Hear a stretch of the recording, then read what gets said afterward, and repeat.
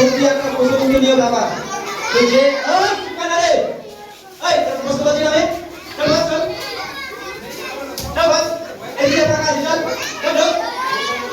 লোক লোক লোক লোক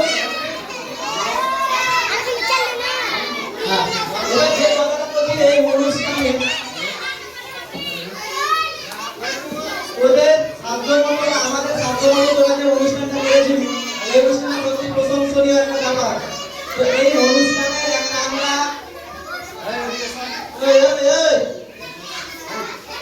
আজকে রাত্রে একদম বেশি পাজা মারছো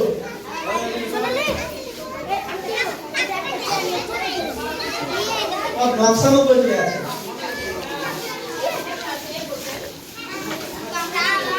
যে কথাটা হচ্ছে যে এই অনুষ্ঠানের একটা আমরা সভাপতি আমরা নির্বাচিত করেছি। সেই সভাপতির নাম হলো আমাদের হেড স্যার পবিত্র কুমার সাহা। আমরা সবাই কিন্তু সেই পবিত্র কুমার সাহাকে কিন্তু একটা ছোট্ট হাততালি দিয়ে কিন্তু বরণ করে দেবো। তবে হাততালি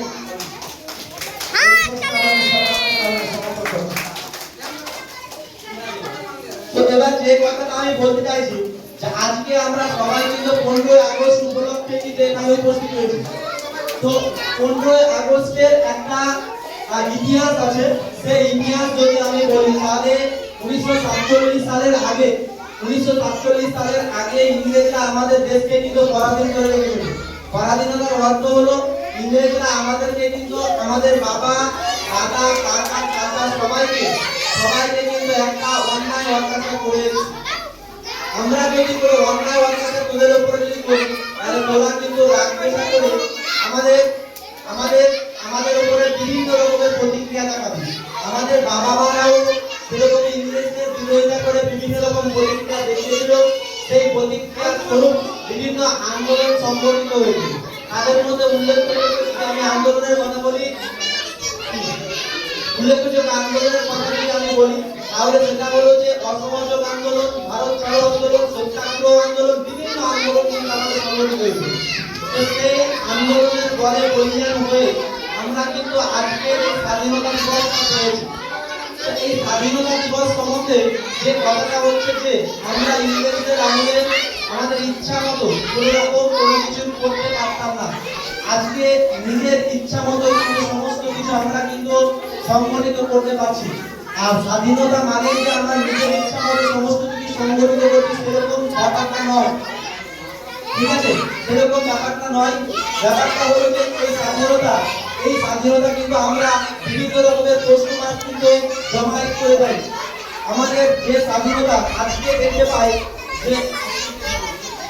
দেখতে পাচ্ছি যে আমাদের বাপ দাদারা যে জীবিকা বা যেগুলো আমাদের রুজি রোজগারের যে ব্যাপারগুলো আছে সেগুলো সংরক্ষিত হয়।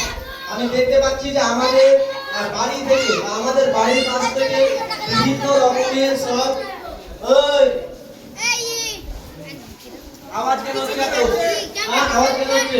বিভিন্ন রকমের সব রুজি রোজগার করার জন্য আমাদের বাপ দাদারা এখান থেকে ভিন্ন দেশে বাড়ি জমায়।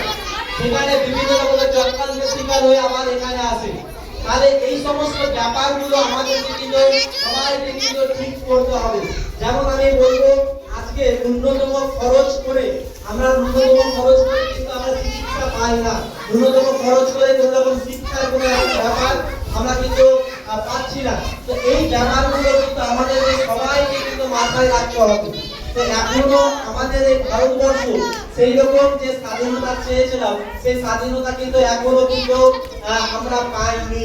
তাহলে এই যে আমরা সোনার ভারতবর্ষ বা সমস্ত কিছু জাতপাত সমস্ত ধর্মের মধ্যে একসূত্র গাঁথতে গেলে আমাদের সবাইকে কিন্তু এগিয়ে আসতে হবে। আর এই সোনার ভারতবর্ষ গড়ার দায়িত্বটা সবার, আমার, আপনার, তোদের সকলের দায়িত্ব। তাই বলবো আমরা একদম ভারতবর্ষের সুনাগরিক হিসাবে যাতে করে সোনার ভারতবর্ষ গড়তে পারি এই প্রচেষ্টা করতে হবে। কি তোরা পারবি তো সোনার ভারতবর্ষ গড়ন করতে? সোনার ভারতবর্ষ গড়ার দায়িত্ব কিন্তু আমাদের সকলের। তোরা পারবি তো? আমাদের সোনার ভারতবর্ষ গঠন করতে গেলে আমাদেরকে কিন্তু সুশিক্ষায় শিক্ষিত হতে হবে, ঠিক আছে? তা আমরা প্রত্যেকে একদম সুশিক্ষা অর্জন করে মানুষের মতো মানুষ হব, এই আমরা মানে শপথ নিয়ে আমি আমার বক্তব্য কিন্তু শেষ করছি। এবার আর কিছু বলবেন কি? বলবেন যে কিছু?